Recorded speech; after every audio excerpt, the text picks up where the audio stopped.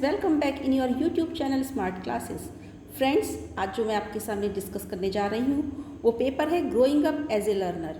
हालांकि ज़्यादातर स्टूडेंट्स इसे साइकोलॉजी के पेपर के नाम से जानते हैं। ये पेपर सीसीएस यूनिवर्सिटी मेरठ का है और जून 2019 में हुआ था। बीएड फर्स्ट ईयर का ये पेपर है। पेपर फ्रेंड्स आपका इस बार भी 80 मार्क्स का ही आने वाला है, क्योंकि 20 मार्क्स आपके इंटरनल है। 3 आवर्स इसका टाइम रहेगा। पेपर 3 सेक्शंस में डिवाइड है, section A, section B and section C. तो फ्रेंड्स एक नज़र डालेंगे सेक्शन ए में क्या आने वाला है। सेक्शन ए में आने वाले हैं वही आपके 3 क्वेश्चंस। ईच क्वेश्चन आपका 16 मार्क्स का होगा और इस प्रश्न का आंसर आपको विस्तृत रूप में देना है। इट मीन्स लगभग 5 से 6 पेज में आपके इस प्रश्न का आंसर देने की कोशिश करनी है। इस सेक्शन में आपको 3 क्वेश्चन आएंगे। 3 क्वेश्चन में आपकी इंटरनल चॉइस होगी। पहला प्रश्न हम देखते हैं जो इन्होंने 2019 में दिया है। How can a backward child is identified. जो एक पिछड़ा बालक है हम उसको कैसे पहचानेंगे। Mention characteristics of the backward child, describe administrative provision for the education of backward children. तो बैकवर्ड बच्चा वो होता है जो पिछड़ जाता है, अपनी कक्षा में पिछड़ जाता है, अपनी पढ़ाई में पिछड़ जाता है। तो हमें पहचान तो ये हो ही गई। दूसरा, इसकी क्या क्या विशेषताएं होती हैं, हाँ, और इसके लिए हमें इसकी टीचिंग के लिए किन किन चीज़ों का ध्यान रखना चाहिए। इसके ऊपर मैं पूरी एक वीडियो अपने प्रीवियस वीडियो में डाल चुकी हूँ फ्रेंड्स। बहुत ईजी क्वेश्चन है, थोड़ा ध्यान से देखिएगा। नेक्स्ट क्वेश्चन क्या है। Adolescent period is a period of problem. Adolescence यानी कि किशोर अवस्था जो पीरियड है ये समस्या का समय है, क्योंकि इस समय क्या होता है, जो बच्चा होता है उसके संवेगों में, उसका शारीरिक मानसिक विकास में बहुत ज़्यादा परिवर्तन होता है।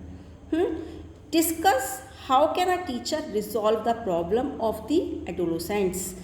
एक शिक्षक किशोरों की समस्याओं को कैसे समाधान कर सकता है, क्योंकि ज़्यादातर जो समय होता है बच्चा अपने स्कूल में निकालता है या फिर अपने फ्रेंड्स के संग निकालता है। अगर किसी तरह की प्रॉब्लम्स टीचर देखता है तो किस तरह से उसको सॉल्यूशन करेगा। ये था हमारे क्वेश्चन नंबर 1। क्वेश्चन नंबर 2 पर आते हैं फ्रेंड्स। देखते हैं क्या पूछा है इन्होंने यहाँ पर। Explain in details Pavlov's learning theory with its educational implication. यानी कि जो पावलव की लर्निंग थ्योरी, हमारी लर्निंग थ्योरीज बीएड के कोर्स के हिसाब से हम देखते हैं तो 5 हैं, थॉर्नडाइक, स्किनर, पावलव और आपकी कोहलर और कर्टलेविन। ठीक है, इसमें आपकी तीनों जो शुरू की थ्योरी है थॉर्नडाइक, पावलव और स्किनर की बिहेवियर से संबंधित हैं, और बाकी जो थ्योरी है वो हमारी इनसाइट से रिलेटेड है, सूझ से संबंधित हैं। ठीक है, तो हमें यहाँ पर यही देखना है कि पावलव की थ्योरी इन्होंने पूछी तो पूरा हमें इसमें एक्सप्लेन करना है कि थ्योरी क्या है, इन्होंने क्या एक्सपेरिमेंट्स किए हैं, क्योंकि ये लॉन्ग क्वेश्चन में आया है, और शिक्षा के क्षेत्र में इस थ्योरी का क्या उपयोग है। ठीक है फ्रेंड्स, नेक्स्ट क्वेश्चन बी में जो पूछा गया है वो क्या है। शिक्षकों के समायोजन के क्या कारण हैं। शिक्षकों के मानसिक स्वास्थ्य को कैसे सुधार किया जा सकता है, वर्णन कीजिए। आप जानते हैं आज टीचर्स के ऊपर बहुत ज़्यादा प्रेशर है और आप भी भावी शिक्षक बनने जा रहे हैं, तो क्या कॉजेज़ है जो टीचर अब मेल एडजस्टमेंट का शिकार हो जाता है। तो स्कूल से संबंधित हो सकते हैं कारण, शिक्षक से, शिक्षार्थियों से संबंधित हो सकते हैं, प्रबंधन से संबंधित हो जा सकते हैं, किसी भी तरह के कारण हो सकते हैं, हमें वो पहचानने हैं। पहले तो पर्सनली तौर पर सोचिए और फिर आगे देखते हैं। हाँ, फिर आगे कहा है शिक्षकों के मानसिक स्वास्थ्य को कैसे सुधारा जा सकता है। सीधी सी बात है, आपके संग अगर किसी तरह की समस्या आ रही है, जैसे क्योंकि आप भी शिक्षक ही बनने जा रहे हैं, सैलरी से रिलेटेड है, जॉब से रिलेटेड है, टाइमिंग से रिलेटेड है, कोर्सेज से रिलेटेड है, क्लासेस से रिलेटेड है, तो सीधी सी बात है जब इन प्रॉब्लम्स को हम सॉल्व कर देंगे तो मानसिक स्वास्थ्य स्वतः ही ठीक हो जाएगा। तो थर्ड क्वेश्चन पर आते हैं, बहुत ईजी है।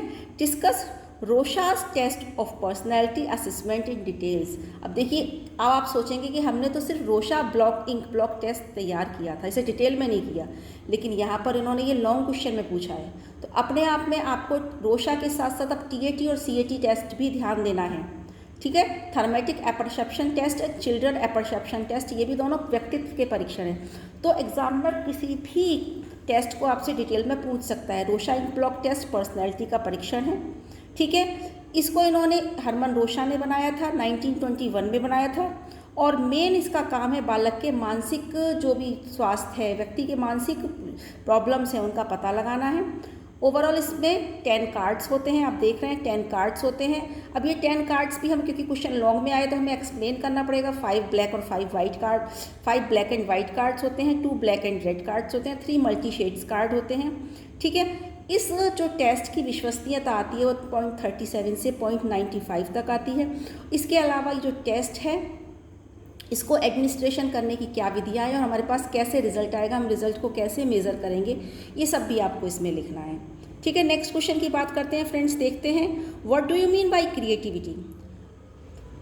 What role a teacher can play for fostering creativity in students?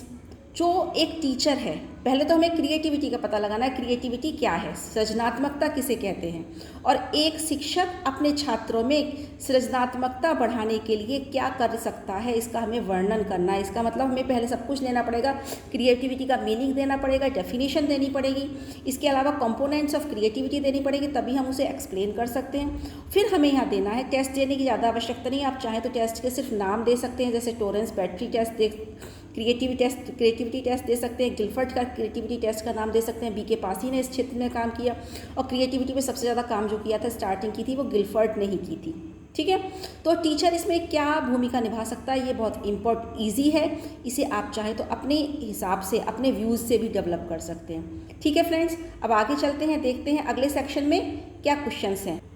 तो अगला सेक्शन हमारा सेक्शन बी है, उसी तरह से बाकी पेपरों की तरह इसमें 8 क्वेश्चंस आएंगे। 8 क्वेश्चंस में से आपको 4 क्वेश्चंस का आंसर देना है। ईच क्वेश्चन आपका 4 मार्क्स का होगा, कुल मिला के ये सेक्शन आपका 16 मार्क्स का है।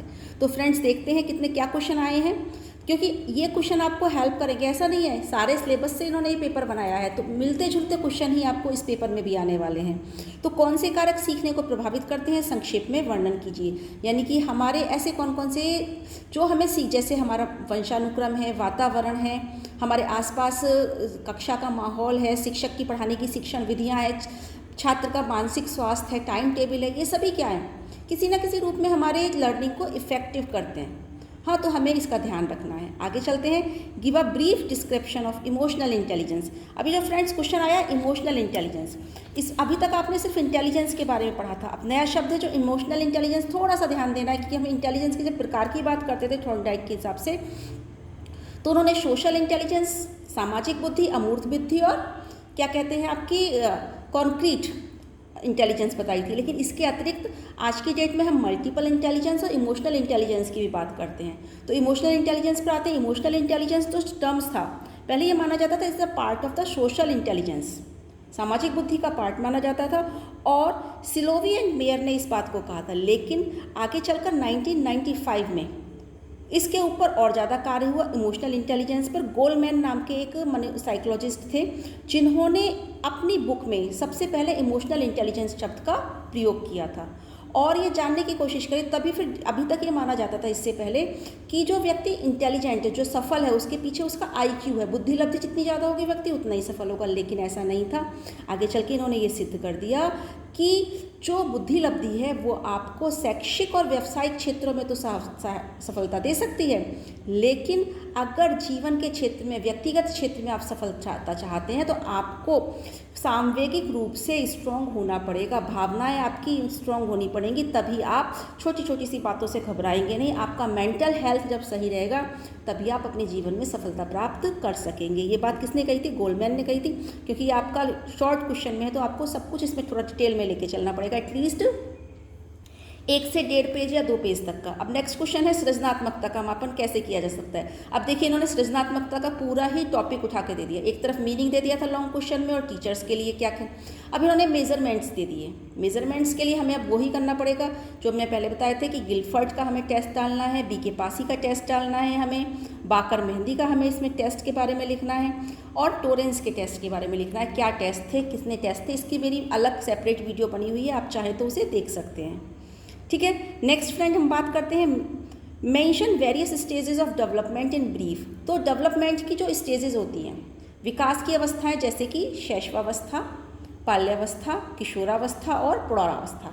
हमारे काम की जो है तो 3 अवस्था हैं, शैशवावस्था से लेकर किशोरावस्था तक। उनकी कौन कौन सी अवस्थाएं, बच्चे का क्या क्या उसमें कैसा डेवलपमेंट होता है, हमें इसके बारे में इसमें लिखना है। ठीक है फ्रेंड्स, नेक्स्ट क्वेश्चन की बात करते हैं मेंटल, मानसिक रूप से जो बच्चा मंद होता है उसकी विशेषताएं बतानी है, यानी कि हमें बताना है मेंटली रिटार्डेड बच्चे के बारे में।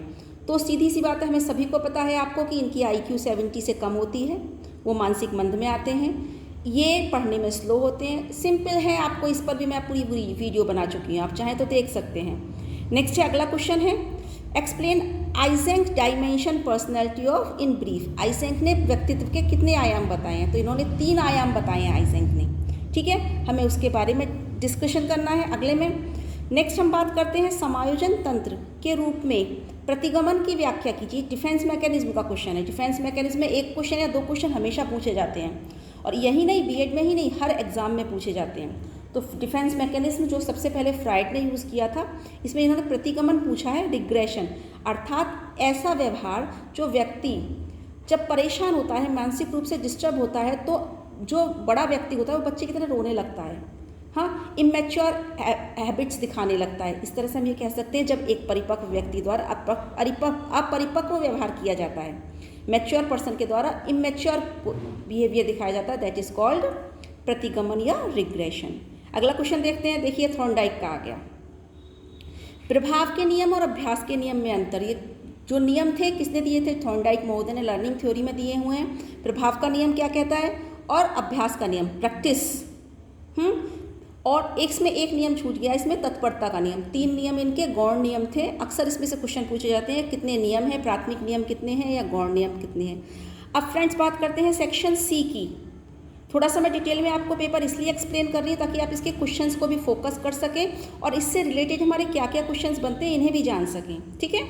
नेक्स्ट सेक्शन सी है हमारा, जिसमें वेरी शॉर्ट क्वेश्चंस आने वाले हैं। 8 क्वेश्चंस आपको अटेंड करने हैं और ईच क्वेश्चन आपका 2 मार्क्स का होने वाला है। कुल मिला के जो पेपर सेक्शन है ये आपका 16 मार्क्स का होगा। तो फ्रेंड्स देखते हैं क्या है इस साल के क्वेश्चन। तो फर्स्ट क्वेश्चन हम देखते हैं क्या है, शैक्षिक मनोविज्ञान की परिभाषा दीजिए। देखिए मैंने कहा था ना, फर्स्ट यूनिट किसी भी पेपर की हो उसमें से क्वेश्चन आना ही आना है, आ ही गया, ठीक है। शैक्षिक मनोविज्ञान की आपको परिभाषा, एक डेफिनेशन लिखी है किसी भी साइकोलॉजिस्ट की जो आपने याद कर रखी हो। नेक्स्ट क्वेश्चन, किन्हीं 2 व्यक्तिगत बुद्धि परीक्षणों के नाम दीजिए। 2 व्यक्तिगत परीक्षण, बुद्धि परीक्षण हमने बताया था, सामूहिक बुद्धि परीक्षण होते हैं, व्यक्तिगत बुद्धि परीक्षण होते हैं। बस इन्होंने व्यक्तिगत पूछा है आपसे, शाब्दिक और अशाब्दिक करके नहीं पूछा, वरना अलग से थोड़ा सा क्वेश्चन और कॉम्प्लिकेटेड हो जाता। तो व्यक्तिगत बुद्धि परीक्षण हम शाब्दिक या अशाब्दिक दोनों भी दे सकते हैं। तो सबसे पहला बुद्धि परीक्षण जो हमारा था वो व्यक्तिगत बुद्धि परीक्षण था, जो बिने का था, 1905 में किया था। इस पर भी मेरी पूरी वीडियो है आपके पास। और इसके अलावा हम वेशलर वेलेव्यू का बुद्धि परीक्षण कह सकते हैं, ये भी हमारा व्यक्तिगत बुद्धि परीक्षण है, ठीक है। इसके अलावा अगर हम आप चाहें तो इसमें अशाब्दिक बुद्धि परीक्षण भी डाल सकते हैं। नेक्स्ट बात करते हैं रीइंफोर्समेंट क्या होता है। रीइंफोर्समेंट टर्म्स जो यूज़ किया है सबसे ज़्यादा वो स्किनर ने अपनी थ्योरी में यूज़ किया है, ठीक है। रीइंफोर्समेंट यानी कि पुनर्वलन का मतलब होता है भविष्य में जो भी अनुक्रिया है उसकी होने की संभावना को बढ़ाना। इट मीन्स टू से कि आप बच्चे को अगर गुड वेरी गुड कहते हैं वो खुश होता है और उसी एक्टिविटी को रिपीट करता है again and again. It means जब आपने गुड या वेरी गुड उससे कहा, वो जो गुड वेरी गुड है वो पुनर्वलन ही कहलाता है या पुनर्वलन का कार्य करता है। अब नेक्स्ट क्वेश्चन देते हैं, what do you mean bye Electra complex. ये फ्राइड की थ्योरी से आ गया, पर्सनैलिटी थ्योरी है फ्राइड की। उन्होंने इलेक्ट्रा कॉम्प्लेक्स और ऑडिपस कॉम्प्लेक्स 2 शब्द दिए हैं। ये इन्होंने जो शब्द दिए हैं इलेक्ट्रा कॉम्प्लेक्स यानी कि इलेक्ट्रा ग्रंथि से आप क्या समझते हैं, ये जो ग्रंथि होती है वो लड़कियों में होती है। और इस क्या उनके हिसाब से, फ्राइड के हिसाब से, कि इस समय इसमें क्या होता है कि लड़की का रुझान अपने फादर की ओर ज़्यादा होता है, और जो ऑडिपस कॉम्प्लेक्स होता है उसमें लड़के का रुझान अपनी माँ की तरफ ज़्यादा होता है। बचपन में ये दोनों, बचपन यानी कि बाल्यावस्था में जो ग्रंथियाँ होती हैं बहुत ज़्यादा एक्टिव होती हैं। इसीलिए देखा होगा लड़कियाँ पापा की तरफ और लड़के मम्मी की तरफ ज़्यादा रुझान रखते हैं। नेक्स्ट क्वेश्चन है, बहुत इजी है, व्हाट इज़ ड्राइव। ड्राइव कहाँ से आया? मोटिवेशन की थ्योरी से आया है। नीड ड्राइव वहीं से आया है। नीड ड्राइव, इंसेंटिव और मोटिव, 4 शब्द हमारे चलते हैं। ड्राइव क्या होता है? जो हमें किसी काम को करने के लिए प्रेरित करता है, वह शक्ति, ठीक है। जैसे अगर आप भूखे हैं तो भूख जो है वो ड्राइव है, आपको खाना खाने के लिए प्रेरित कर रही है, ठीक है। प्यास है या जो आपको पानी पीने के लिए वो कह रही है आप पानी पीजिए। तो इस तरह से क्या है, ये एक ऐसी शक्ति है जो व्यक्ति को क्रियाशील बनाती है। नेक्स्ट क्वेश्चन हम देखते हैं, मेंटल हेल्थ क्या है, मानसिक स्वास्थ्य क्या है। फिर से रिपीट हुआ है, अभी तक इससे पहले आया था शिक्षकों का मानसिक स्वास्थ्य, अब आया सिंपल मानसिक स्वास्थ्य। तो मानसिक स्वास्थ्य का मतलब है जब व्यक्ति अपने आप को समायोजित कर लेता है, वह किसी भी परेशानी से, किसी भी घटना से घबराता नहीं है, ठीक है, इसे हम सिंपल भाषा में कह सकते हैं कि जो व्यक्ति है वो मानसिक रूप से स्वस्थ है। नेक्स्ट हम क्वेश्चन की बात करते हैं, प्रतिभाशाली बालक की दो विशेषताएं बताइए। प्रतिभाशाली बालक यानी कि गिफ्टेड, मेंटली रिटार्डेड क्वेश्चन आ चुका है, बैकवर्ड आ चुका है, अब देखिए गिफ्टेड भी आ चुका है। कितना इंपॉर्टेंट है ये यूनिट, इससे आपको पता चल रहा होगा। गिफ्टेड बच्चे जिनकी IQ 140 से ज़्यादा होती है, ये हर कार्य में अपने आप को स्पेशल दिखाने की कोशिश करते हैं, हर काम में बहुत तेज़ी से काम करते हैं। मानसिक जो इनका वो होता है IQ मतलब मानसिक स्वास्थ्य होता है बहुत अच्छा होता है। कुल मिला के हर चीज़ में ये बच्चे अपने आप को 100% दिखाने की कोशिश करते हैं। नेक्स्ट क्वेश्चन देखते हैं friends, right 2 factors affecting cognitive development of child. अब कॉग्निटिव डेवलपमेंट का क्वेश्चन आ गया। पता है ये किसकी थ्योरी है? जीन पियाजे ने कॉग्निटिव डेवलपमेंट पर काम किया था और बच्चे के मानसिक या संज्ञानात्मक विकास को कौन से 2 तत्व 2 कारक प्रभावित करते हैं। ठीक है, संज्ञानात्मक विकास को कौन से कर सकते हैं? संज्ञान यानी कि बच्चे की सोचने समझने की विचार करने की क्षमता। तो इसमें हम ये कह सकते हैं बच्चे का वंशानुक्रम और वातावरण दोनों ही इसमें बहुत ज़्यादा रूप से प्रभावशाली हैं।